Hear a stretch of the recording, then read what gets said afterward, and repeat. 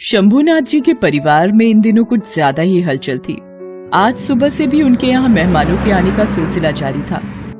बलिया वाली गोमती मौसी और हरिचंद मौसा, लखनऊ वाली शिखा बुआ और फूफा जी, पटना से नरेंद्र चाचा और लक्ष्मी चाची कब की आ चुकी थी। बस इंतजार था तो केवल दिल्ली में रहने वाले गोवर्धन मामा का। आखिर उनके सबसे लाडले भांजे अर्जुन की शादी जो तय हो गई थी। अर्जुन की माँ गोमती मौसी और शिखा बुआ के साथ बैठी हैं। अरे बेटा, तूने पता किया क्या? गोवर्धन मामा की ट्रेन कब तक आ रही है? ट्रेन 1 घंटे लेट है माँ। मुझे भी तो बेसब्री से उनका इंतजार है। गोवर्धन मामा की कोई औलाद नहीं थी। वो अर्जुन को अपने बेटे की तरह मानते थे। अर्जुन ने अपने कॉलेज की पढ़ाई अपने मामा के पास रहकर ही की थी। आज अर्जुन बैंक में अफसर है और वो इसका सारा श्रेय अपने मामा को देता है। उसके मामा भी बैंक में अफसर थे। जब वो उनके पास रहता था तो उन दोनों ने अर्जुन का बहुत ध्यान रखा था। उसकी हर छोटी बड़ी जरूरतों को पूरा किया, या यूं कहें कि माँ पापा के बाद मामा मामी को ही वो सबसे ऊंचा दर्जा देता था।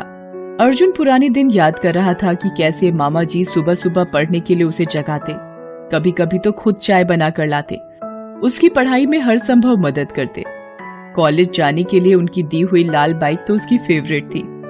गाड़ी के आगे उसके मामा जी ने स्टिकर से अर्जुन लिखवाया था। उनके उस उपहार को देखकर तो उसकी आंखों में आंसू आ गए थे।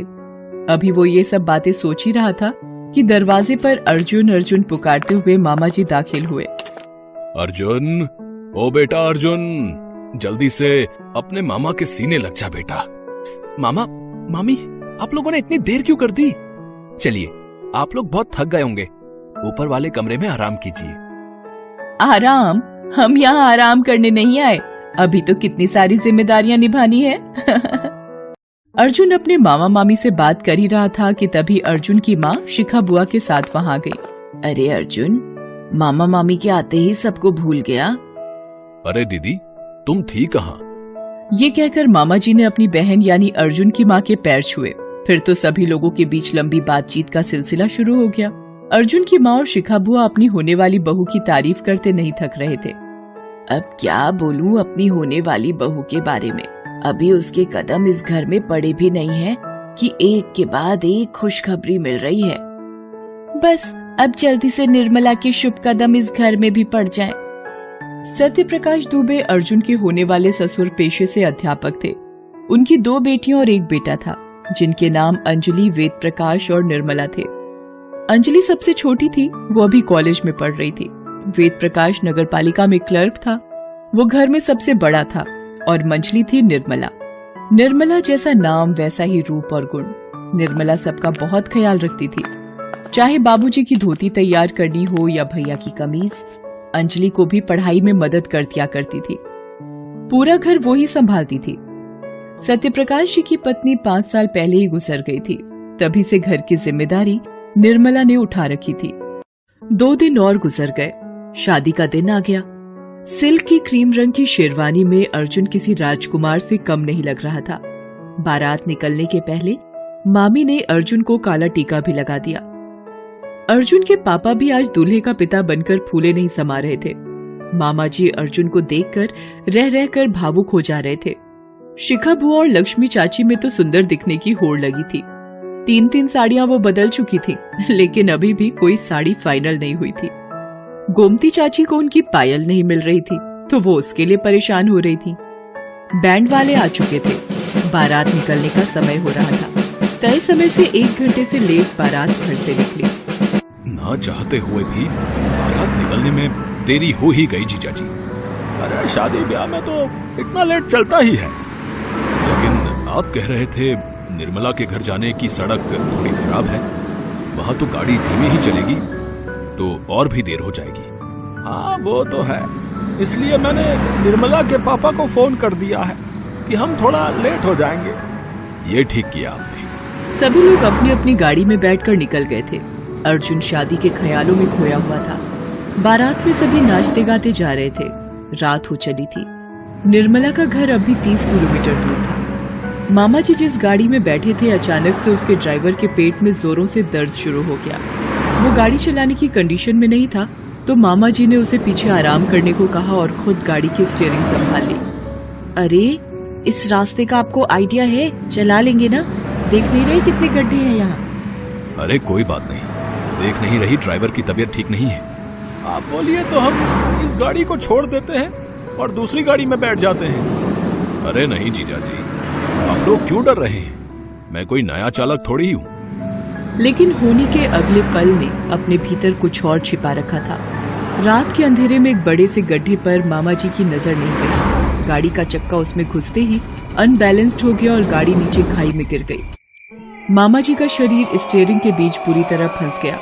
अर्जुन के पापा शंभुनाथ झा और मामी दोनों बेहोश हो गए थे। पल में ही बारात की खुशियों का माहौल चीख पुकार में बदल गया।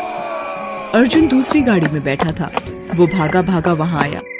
उसे समझ नहीं आ रहा था कि अचानक ये क्या हो गया। हे भगवान, ये क्या हो गया?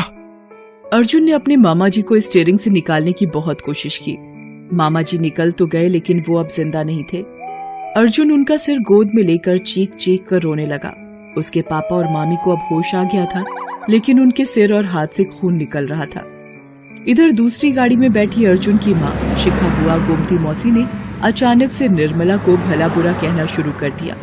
ये शादी नहीं होनी चाहिए।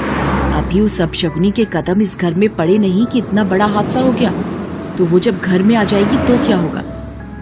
मैं ये शादी नहीं होने दूंगी। मेरा भाई नहीं रहा, मेरी भाभी और पति की हालत ऐसी हो गई। ये सब उस लड़की के बुरे भाग्य के कारण ही हुआ है। मैं तो अब ये शादी किसी कीमत पर नहीं होने दूंगी। बिल्कुल ठीक कह रही हो। क्या पता शादी के बाद उस अपशगुनी के आने से क्या क्या तबाही हो जाए। पल भर में वो लड़की जो भाग्यशाली थी अपशगुनी हो गई। कलमुही, कुलक्षणी, कुलनाशिनी, ना जाने क्या क्या शब्द उस बेचारी निर्मला के लिए कहे जाने लगे, जिसे तो पता भी नहीं था कि आखिर हुआ क्या है। वो बेचारी तो आंखों में सपने लिए अपने पति का इंतजार कर रही थी। बारात आने में बहुत देर हो रही थी, इसलिए सत्यप्रकाश दुबे के माथे पर चिंता की लकीरें उभर रही थी। तभी बारात की सभी गाड़ियां वहां पहुंची। शिखा बुआ अर्जुन की मां गोमती मौसी ने पूरी बात बताकर शादी से इनकार कर दिया। सत्यप्रकाश दुबे अपनी बेटी के लिए अपशगुनी शब्द सुनकर उनके पैरों में गिर पड़े। ऐसा मत करिए बहन जी, हम तो बर्बाद हो जाएंगे। हमारी बेटी तो किसी को मुंह दिखाने के लायक नहीं रह जाएगी। लेकिन सत्यप्रकाश जी के आंसुओं का उन पर कोई असर नहीं हुआ। अर्जुन सिर झुकाए रोए जा रहा था। पल भर में सब बदल गया। तभी मामी लंगड़ाते हुए उनके पास गई। उन्होंने सत्यप्रकाश जी को उठाया और कहा, आप मत रोइए। आपकी बेटी अपशगुनी नहीं है दुबे जी। अपशगुनी तो हम लोग हैं, जो घटना के हिसाब से किसी के माथे पर शगुनी और अपशगुनी का ठप्पा लगा देते हैं। उस बेचारी निर्मला की क्या गलती है मेरे पति की मौत में? ये मेरी समझ से बाहर है। भाभी, ये आप क्या कह रही हैं? मरना, जीना, दुख सुख, ये सब तो भगवान की झोली के रतन है। भगवान जब जिसे चाहता है देता है। इसमें किसी का दोष नहीं, किसी का दोष नहीं। उस लड़की को उसके उस किए की सजा मत दो जो उस बेचारी ने किया ही नहीं। मामी की बात सभी की समझ में आ गई। निर्मला और अर्जुन की शादी बहुत ही सादे समारोह में हो गई। उन दोनों ने अपनी मामी के पैर छुए। बेटा, शुभ अशुभ सब दिमाग का फितूर है। बस लोगों का कभी बुरा मत सोचना, अपना काम किए जाना। निर्मला की जिंदगी तो अर्जुन की मामी ने बचा ली, लेकिन आज भी हमारे समाज में ऐसा हो रहा है कि बिना गलती किए कोई सजा भुगत रहा है। कई लड़कियां अपने सिर पर अपशगुनी होने का बोझ ढो रही हैं। इससे उनकी जिंदगी बर्बाद हो रही है। क्या आप तैयार हैं निर्मला की मामी बनकर किसी निर्दोष की जिंदगी बचाने को? हेलो दोस्तों, कैसे हैं आप सब? हमारी कहानियाँ देखने के लिए हमारे चैनल को सब्सक्राइब कीजिए और हाँ, बेल आइकॉन पर क्लिक करना मत भूलिएगा।